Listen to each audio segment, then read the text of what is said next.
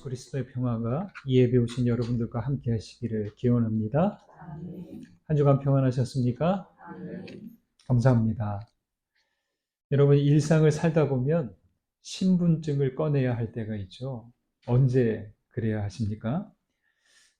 은행에서 통장을 만들 때, 휴대폰을 개통할 때, 행정복지센터에 가서 필요한 서류를 발급받을 때, 또 공항에 가서 비행기를 탈 때 등등 참 많죠. 요즘은 또 전산화가 보편화되어서 주민등록번호만 알려주면 언제 어디서든 신분 확인이 됩니다. 신분증을 제시하지 못하거나 주민등록번호를 말하지 않으면 해당 업무를 처리할 수 없게 됩니다. 내가 누구인지 확인받지 못하면 불편한 일이 한두 가지가 아니죠. 처음 사람을 만났을 때 제일 먼저 무엇을 먼저 하십니까? 그 사람이 누군지, 내가 누구인지 이렇게 드러나야 합니다. 누구인지를 우리가 서로 물어볼 텐데 누가 나에게 누구시죠? 물으면 어떻게 답하세요? 저는 누구입니다. 나이는 어떻게 됩니다. 사는 곳, 직장, 뭐 이런 것들을 이야기하겠죠. 그리고 또 좀 더 친해지면 고향과 다닌 학교, 좋아하는 일, 취미, 뭐 가족 상황 이런 것들을 나눌 것입니다. 그런데 여러분, 그러한 자기소개로 나의 진짜 내 모습을 알려줄 수 있을까요? 여러분 어떻습니까? 신분증으로, 주민등록번호로, 이름, 나이로, 학교와 직장으로 진짜 내가 누구인지를 알 수 있을까요? 아는 것 같은데 사실은 아니라는 거죠. 죄송하지만 신분증에 있는 내용이 진짜 나는 아니라는 겁니다. 내 고향, 출신 학교, 직장, 하는 일로 나의 진짜 모습을 보여주지 못한다는 겁니다. 그러한 것들은 나의 겉모습에, 나의 외적인 것에 해당합니다. 내가 살고 있는 집, 타고 다니는 자동차, 나의 외모가 내 진짜 모습을 설명해 줄 수 없습니다. 이것은 우리의 겉모습, 페르소나에 해당하는 내용들입니다. 여러분은 여러분 자신이 진짜 누구인지 알고 계십니까? 진짜 나는 누구인가요? 시 한 편 소개해 드립니다. 에린 헨슨의 아닌 것입니다. 주보 내용에는 주보글에는 분량이 많아서 제가 중략 처리했는데 그 중략된 부분까지 제가 다 읽어보겠습니다. 아닌 것. 당신의 나이는 당신이 아니다. 당신이 입는 옷의 크기도 몸무게나 머리 색깔도 당신이 아니다. 당신의 이름도 두 뺨의 보조개도 당신이 아니다. 당신은 당신이 읽은 모든 책이고 당신이 하는 모든 말이다. 당신은 아침에 잠긴 목소리이고 당신은 미처 감추지 못한 미소이다. 당신은 당신 웃음 속의 사랑스러움이고 당신이 흘린 모든 눈물이다. 당신이 철저히 혼자라는 걸 알 때 당신이 목청껏 부르는 노래, 당신이 여행한 장소들, 당신이 안식처라고 부르는 곳이 당신이다. 당신은 당신이 믿는 것들이고 당신이 사랑하는 사람들이며 당신 방에 걸린 사진들이고 당신이 꿈꾸는 미래이다. 당신은 많은 아름다운 것들로 이루어져 있지만 당신이 잊은 것 같다.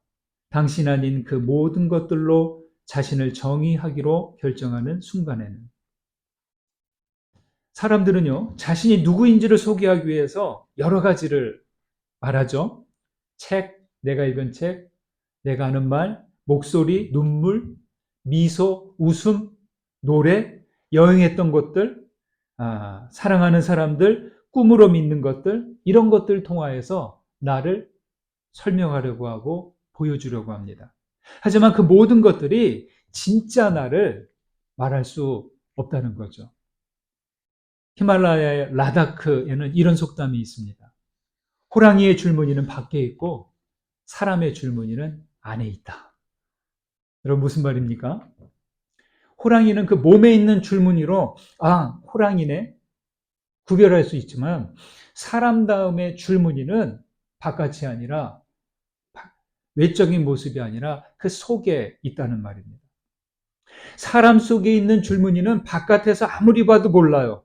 그리고 내면의 줄무늬는 그의 삶에서 나뭇가지처럼 자라가고 변화해 갑니다. 따라서 주변에서 나를 이렇다 저렇다 하는 말로 내가 누구인지 정할 수 없다는 거예요. 우리는 살아있기에 내면의 줄무늬 상태에 따라서 얼마든지 변화하고 성장해 갑니다. 우리는 오늘날 참 풍요로운 시대를 살고 있죠. 물론 지구상 어느 곳에서는 아주 빈곤한 상태로 지내는 곳도 많긴 합니다. 한 철학자가 우리 시대를 풍요로운 감옥이다 이렇게 이야기했대요. 풍요로운 감옥. 풍요로운 그 감옥 안에 냉장고, 세탁기, TV, 컴퓨터 이런 것들이 있고요. 때론 쇼핑센터, 극장, 자동차가 있는 넓은 감옥에서 지내기도 합니다. 경제력과 국방력이 커졌다고 해서 부자가 된 것은 아닙니다. 온 세계가 K-팝, K-드라마, K-푸드를 알고 우주로 인공위성을 보낸다고 해서 괜찮은 세상이다. 그리고 그것이 우리들의 진짜 모습이다 말할 수 없다는 거예요. 여러분, 외적인 것에 자기 정체성과 우리 민족의 정체성을 두지 않아야 합니다. SNS에 보이는 지인들의 모습, 그들의 진짜 모습이 아니라는 겁니다. 멋진 데 다닌 것 같죠? 잘 먹고 지내는 것 같죠? 그러나 그것이 그들의 전부가 아니라는 겁니다. 나의 SNS 올리는 내가 먹는 음식, 내가 가는 곳, 내가 쇼핑한 물건 등등 이런 것들이 내 진짜 모습이 아니라는 겁니다. 다시 한번 말씀드립니다. 우리 사람들의 줄무늬는 내면에, 영혼에 있습니다. 오늘 말씀과 함께 우리의 영혼에 있는 줄무늬가 무엇인지 함께 알게 되시기를 간절히 소망합니다. 성경에 나온 사람들은 일관성 있게 묻는 질문이 있어요. 나는 누구인가? 인생은 무엇인가? 우리는 누구인가? 신약에서는 예수님을 통해서 우리가 죄인이었으나 믿음으로 구원받은 사람들이 된 것, 우리가 하나님께서 사랑하시고 기뻐하시는 자들이다. 이것을 말씀해 줍니다. 그런데 히브리 사람들은요, 그보다 훨씬 오래전에 나는 누구인가에 대해서 물었어요. 그리고 이에 대한 깨달음과 응답을 창세기 말씀에 기록했습니다. 어떻게 묻고 있을까요? 26절과 27절을 보시겠습니다. 26절, 27절 있습니다. 하나님이 이르시되 우리의 형상을 따라 우리의 모양대로 우리가 사람을 만들고 그들로 바다의 물고기와 하늘의 새와 가축과 온 땅과 땅에 기는 모든 것을 다스리게 하자 하시고 하나님이 자기 형상 곧 하나님의 형상대로 사람을 창조하시되 남자와 여자를 창조하시고 창세기를 보면은요, 참 이야기할 거리가 무지무지 많아요. 근데 이 창조 이야기는요, 우리 모든 존재의 기원을 설명하려는 게 목적이 아니에요. 모든 생명체, 이 우주 만물의 그 기원을 설명하려고 드러내려고 애를 썼는데 진짜 목적은 그보다 이 창세기는 피조물과 사람이 어떤 가치가 있는지 어떤 의미가 있는지에 대한 기록이랍니다. 이 창세기를 기록한 이스라엘 사람들이 그 당시 무엇을 했는가가 중요합니다. 창세기, 출애굽기, 레위기, 민수기, 신명기 이 5경을 기록할 때 이스라엘 사람들은 어떤 상태였느냐? 나라가 다 패망했어요. 네, 주권이 없어요. 그리고 많은 사람들이 지금의 이란, 이라크 그쪽 지역에 바벨론이라는 제국으로 포로로 끌려가 있었습니다. 바벨론은 히브리 노예들에게 제국의 능력, 문명, 문화, 종교를 과시했고요. 자기들의 신이 만물을 창조했다고 가르쳤어요. 하지만 이스라엘은 바벨론의 신이 참된 신이 아니다. 여호와 하나님이 참 하나님이시고 창조주다. 이렇게 고백했습니다. 여러분 생각해 보십시오. 나라가 패망하고 포로가 되어서 바벨론에 끌려간 백성들의 그 처지가 어땠을까요? 고향을 떠나 무시와 멸시 가운데 어둡고 우울하고 비참한 시절을 보내고 있어요. 그런데 그런 상황에서 그들은 사람이 하나님의 형상, 하나님이 자기 형상, 하나님의 형상대로 창조하신 존재다. 이것을 고백합니다. 이건 엄청난 선언이에요. 이거는 선포입니다. 마치 우리 민족이 일제 때 독립선언서를 낭독하던 것과 같은 그런 수준의 선언 이상의 것입니다. 하나님의 형상이란 말은 매우 중요한 말입니다. 형상, 모양이라고 하면 어떤 대상을 똑같이 조각하거나 그리거나 그 원형을 본뜬 것을 형상, 모양이라고 하잖아요. 그런데 여기서의 하나님의 형상, 모양은 붕어빵 만들어 내듯이 외형을 본떴다. 그렇게 보아서는 안 됩니다. 이것은 하나님의 속성과 본성, 본질을 뜻하는 것입니다. 그 하나님의 형상을 따라 사람을 지으셨다고 하잖아요. 사람은 아담이에요. 아담은 인간의 시조를 가리키는 말이라기보다 우리 모든 인류를 뜻하는 말이기도 합니다. 사람이 하나님의 형상대로 창조된 존재, 이 선언이 중요한 이유가 있습니다. 이 창세기를 기록할 때 이스라엘은 어디에 있었다고요?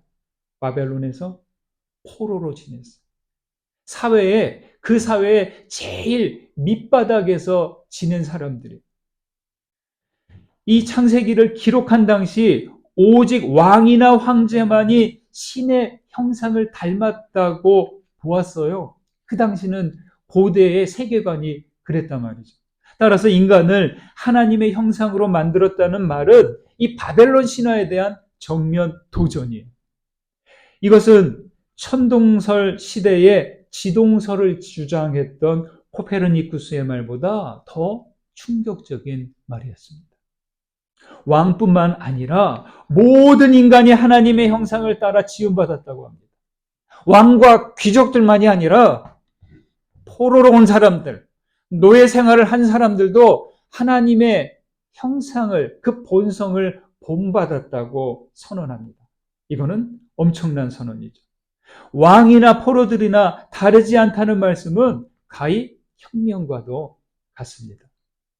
사람은 하나님의 형상을 따라 지음받은 존재다. 이 말씀을 받아들이는 사람은 자신을 어떻게 생각할까요? 아유, 이 노예 생활 지긋지긋해. 이렇게 사는 거는 가치가 없어. 이렇게 생각하지 않습니다. 자신을 함부로 비하하거나 쓸데없다고 생각하지 않습니다. 몇 번의 실패로 인해서 자기를 무능력하다고, 무가치하다고 이야기하지 않을 것입니다. 이 말씀을 안다면 자기만이 아니라 자기보다 어린 사람, 가난한 사람, 문제가 있어는 보이는 사람, 모든 사람을 함부로 대할 수 없습니다. 잘 알려진 이야기가 있습니다. 어느 강연에서 강사가 사람들에게, 학생들에게 인생의 의미, 가치에 대해서 말해주고 있습니다. 한참 얘기하고 이제 강의를 마무리할 때 강사가 자기 지갑에서 $100짜리 빳빳한 신권 하나를 딱 꺼냈어요. 그러면서 묻습니다. 이 돈을 여러분에게 주겠습니다. 원하시는 분 손 들어보세요. 어떻게 했을까요? 모두가 일제히 손을 들었습니다. 제일 먼저 다 손을 들면서 내가 갖겠다고, 나에게 달라고 손을 듭니다. 그러자 강사는 이 $100짜리 지폐를 마구 구겨버립니다. 빳빳한 새 돈을 구기는 거예요. 막 구기더니 바닥에 탁 내동댕이 칩니다. 그뿐이에요. 그 다음에 그 내동댕이 던져버린 그 돈을 막 짓밟고 막 발로 비비고 막 그럽니다. 발로 차고. 그런 다음에 다시 그 구겨진 밟힌 지폐를 탁 들고 이 돈을 그래도 가지실래요? 그랬더니 사람들이 다 여전히 손을 들고 자기에게 달라고 아우성됩니다. 학생들의 반응을 보고 나서 강사가 말합니다. 여러분이 인생을 살면서 삶이 이 돈처럼 구겨지고 던져지고 밟혀진다고 하더라도 여러분의 가치는 결코 변하지 않습니다. 절망하지 마십시오. 이렇게 하고 강의를 끝냈어요. 여러분 무슨 얘기입니까? 구겨지고 던져지고 밟혀져도 그 100달러라는 돈의 가치 변하지 않는다는 거예요. 네. 모든 사람은 우리 하나님의 형상, 하나님의 속성, 본질을 따라 지음 받았다는 거예요. 아무리 구겨지고 던져지고 짓밟힌다 해도 하나님의 형상이라는 이 본질, 인간으로서의 가치는 변하지 않는다는 거예요. 이 사실을 명심하셔야 됩니다. 죄인이라고 해도 죄가 하나님의 형상이라는 그 본질을 가리지 못합니다. 우리의 본성을 바꾸지 못한다는 거예요. 여러분은 누구십니까? 예수님은 너희는 세상의 빛이다 라고 하셨어요. 우리는 빛이신 하나님으로부터 나온 한 줄기 빛이에요. 네. 여러분 예수님은 나는 포도나무요 너희는 가지다 라고 하셨어요. 여러분은 누구십니까? 포도나무이신 주님께부터 나온 가지입니다. 세상 사람들은 행위나 기능으로만 봅니다. 무슨 말이냐? 있어 보이고 잘나 보이는 사람을 인정해 줍니다. 그렇지 못하면 별것도 아닌 존재가, 별것도 아닌 사람이 나댄다. 이런 식으로 함부로 판단합니다. 그러나 하나님은 겉으로 드러난 모습이 아니라 그 사람 자체를 본다는 거예요. 나의 외모, 어떤 능력, 하는 일, 그것으로 판단하고 평가하고 그 서열을 세우는 게 아니라 그냥 그 사람 자체로 소중하게 본다는 그러한 말씀입니다. 여러분, 우리 안에는 거룩한 신성이 있어요. 인간성과 동물성만이 아니라 신성이 있음을 잊지 않아야 됩니다. 그런데 사람들은 이 거룩함, 이 신성을 자꾸만 괄호 안에 넣어버려요. 건너뛰어요. 나의 겉모습이 자기 진짜 모습이 아니에요. 나의 감정과 나의 심리, 이게 진짜가 아니에요. 내 안에 있는 하나님의 형상이 진짜입니다. 이것을 알 때 나에게 일어나는 어떤 부정적인 감정, 나를 향한 어떤 비난과 멸시와 질시와 부정적인 평가들, 이런 것들을 극복할 수 있는 거예요. 나라는 인생의 가치는, 우리 모두라는 생명의 가치는 사람이 정하는 게 아니라 하나님이 이미 정해 놓으셨어요. 스스로 못났다고 느끼는 부정적인 감정들이 때로는 필요할 때도 있어요. 내가 이렇게 연약하구나. 이것을 알기 때문이죠. 그런데요, 여러분, 가장 중요한 것은 내 안에 있는 하나님의 형상을 긍정하실 수 있어야 돼요. 자기 안에 하나님의 형상이 담겨져 있음을 알고 어떤 상황에서도 낙심하지 않고 자신감을 갖고 살아가시기를 간절히 소망합니다. 31절 보실까요? 읽습니다. 하나님이 지으신 그 모든 것을 보시기에 심히 좋았더라. 저녁이 되고 아침이 되니 이는 6째 날이니라. 창세기 1장의 창조 이야기는 각 단계마다 보시기에 좋았다. 이 말로 끝내요. 저녁이 되고 아침이 되니 첫째 날이다, 둘째 날이다, 셋째 날이다, 이렇게 하고. 그리고 우리 사람까지 지으시고 난 다음에 끝에 다시 한번 좋다고 하시는데 뭐라고 합니까? 보시기에 심히 좋았다라고 합니다. 이 심이라는 말, 참 저는 이 말에 딱 붙잡혔어요. 심히, 아주 진짜로, 참으로, 정말로 어떻다? 좋다. 여러분 한번 따라해 보실까요? 좋다. 예, 이 억양은 세계 어느 나라 말에도 없는 억양이에요. 우리 한국 사람들 막 신나면 어시고 좋다. 아, 참 이게 좋은 거예요. 좋을 때 내는 이 감탄사 참 좋습니다. 그러니까 하나님이 만물을 지으시고 보시기에 정말 좋다 이러셨다는 거죠. 예. 그냥 좋은 게 아니에요. 최상으로 좋다는 감탄이고 피조 세상을 향한 가장 좋은 최고의 긍정입니다. 오늘날 젊은 사람들 엄지척 딱 지으시고 야 그래 참 좋다 엄지척 하셨다는 거죠. 아울러 여기 한 가지 중요한 점 더 있습니다. 여러분 모든 생명 모든 피조물은 태어난 그 자체로 주님 보시기에 좋다. 잘생기든 못생기든 부자든 가난하든 깨끗하든 죄를 지었든 사람, 동물, 식물 그 무엇이든 하나님 보시기에 좋다는 거예요. 예. 하지만 세상은 서로를 그다지 좋게 바라보지 않습니다. 자기 이익을 위해 서로를 수단화하고 도구처럼 사용합니다. 조금이라도 마음에 들지 않으면 상대를 틀렸다, 나쁘다고 하면서 밀쳐냅니다. 하나님께서 좋다, 심히 좋다, 아주 좋다, 정말 좋다 하셨는데도 배제하고 혐오합니다. 참 우리가 사는 세상은 너무 쉽게 이분법으로 구분하는 것 같아요.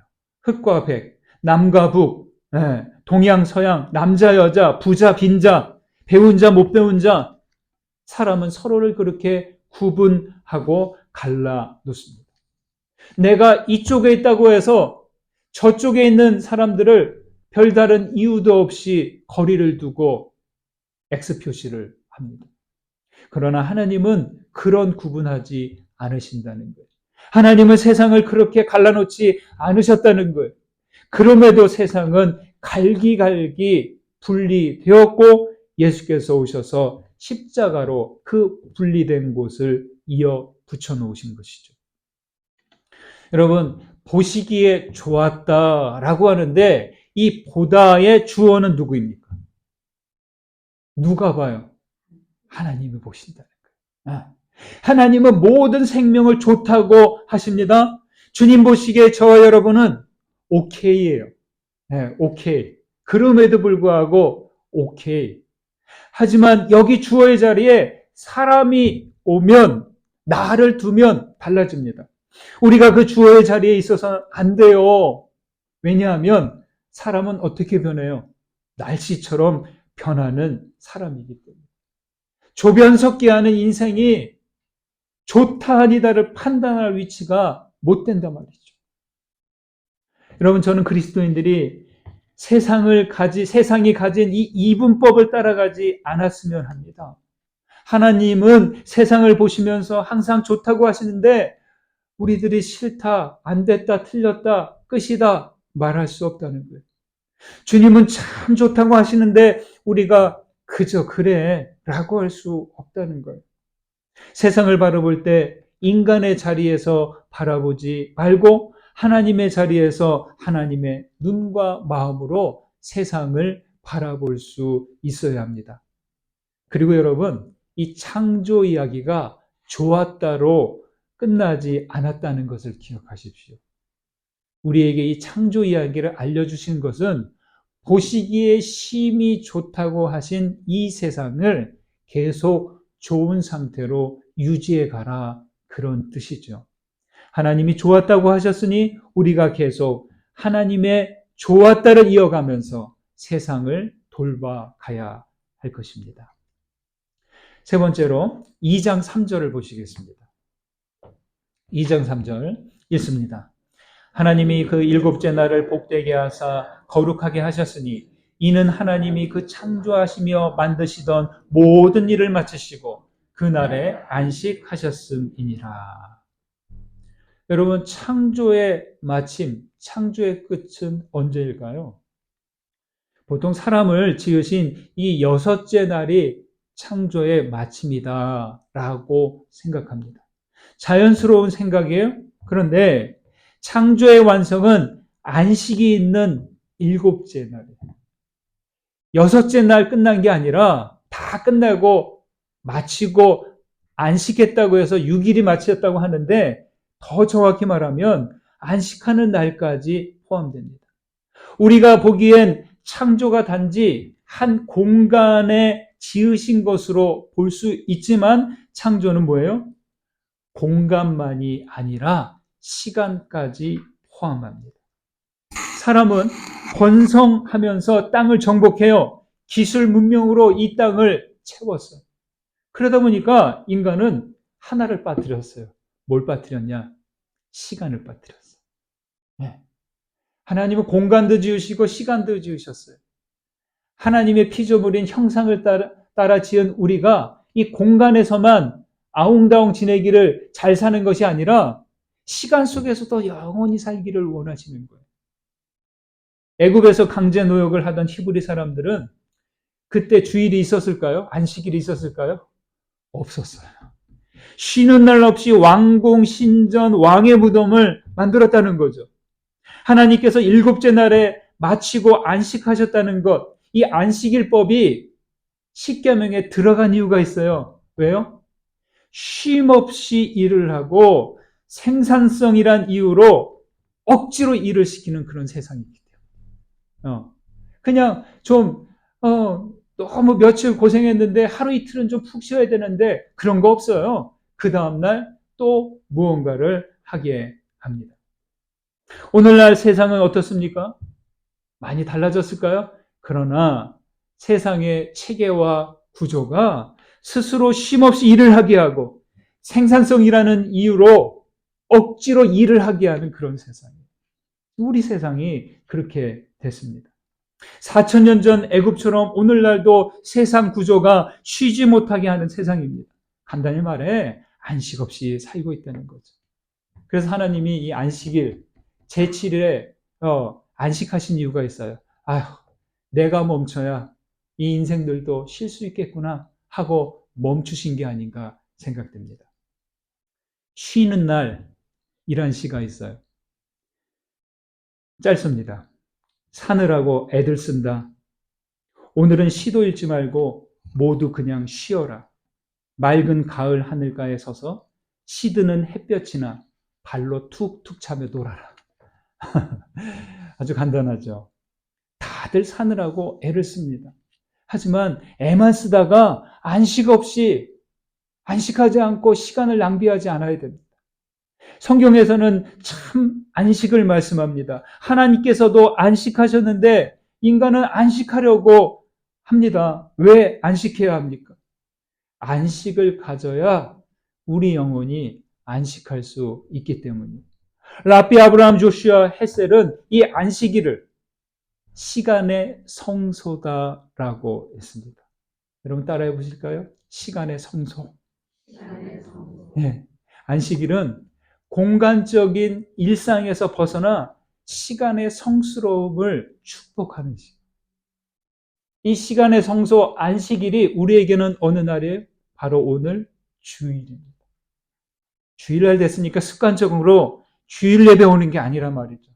여러분 예배에 나올 때 예배 자리에 있을 때 이 주일을 보내면서 그런 마음을 가지세요.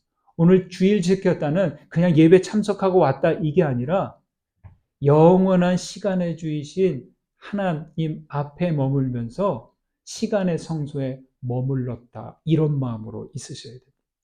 지금 하나님과 함께하지 못하는 인생들이 어떻게 영원히 하나님과 함께하겠다고 이야기하겠습니까? 그럴 수 없다는 것이죠. 여러분 그래서 주일이 중요합니다. 3절에서는 7째 날을 복되고 거룩하게 했다고 합니다. 거룩하게 카도시입니다. 이 카도시라는 말, 거룩하다 이 말은 하나님 아닌 말에는 오직 시간과 안식일에만 붙인 수식어입니다. 다른 곳에는 붙이지 못하는 수식어라는 거죠. 주일에는 그래서 내가 모든 것을 하겠다 하는 생각을 내려놓으셔야 돼요. 네. 내가 지금 하지 않으면 안 된다 하는 생각을 좀 내려놓으셔야 돼요.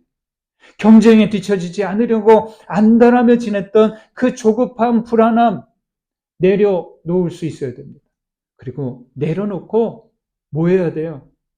영원한 하나님, 영원 전부터 앞으로 영원까지 계실 하나님을 바라보는 겁니다. 마주하는 겁니다.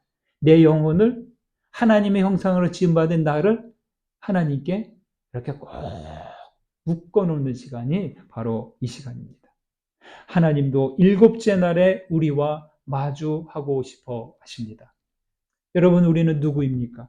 우리는 하나님의 형상을 따라 지음받은 존재들입니다. 하나님께서 보시기에 정말 좋다고 하신 그러한 인생들입니다. 시간의 성전인 주일이 하나님과 함께 마주하는 오늘이 우리 모두에게 복되고 거룩한 날 되시기를 주님의 이름으로 축원합니다. 받은 은혜 생각하면서 거듭의 기도 드리시겠습니다.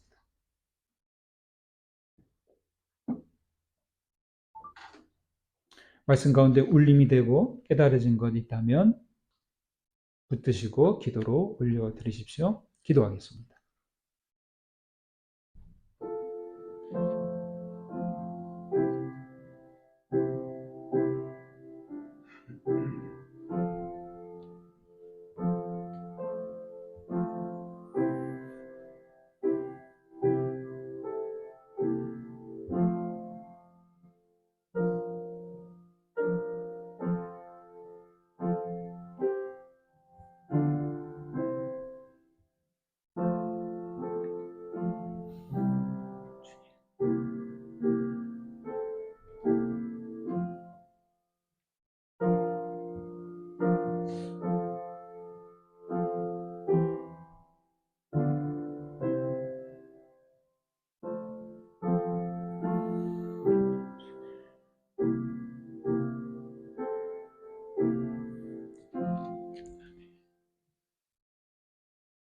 하나님, 우리는 주님의 형상을 따라 지음받은 존재인 것을 잊지 않게 하옵소서. 구겨지고 던져지고 짓밟힌다 할지라도 우리 안에 있는 하나님 형상을 없어지지 않음을 깨닫게 하옵소서. 주님, 만물을 창조하시고 우리를 포함한 모두를 참 좋다 하셨으니 담대하게 살아가도록 믿음을 더해 주옵소서. 하나님, 이 세상은 쉼없이 일하며 땅을 차지하려고 합니다. 주님, 우리는 하나님을 마주하며 안식을 누리며 살기 원합니다. 우리의 주일이 시간의 성소됨을 알고 거룩하신 하나님과 함께 영혼을 향하게 하여 주옵소서. 예수님의 이름으로 기도드립니다. 아멘.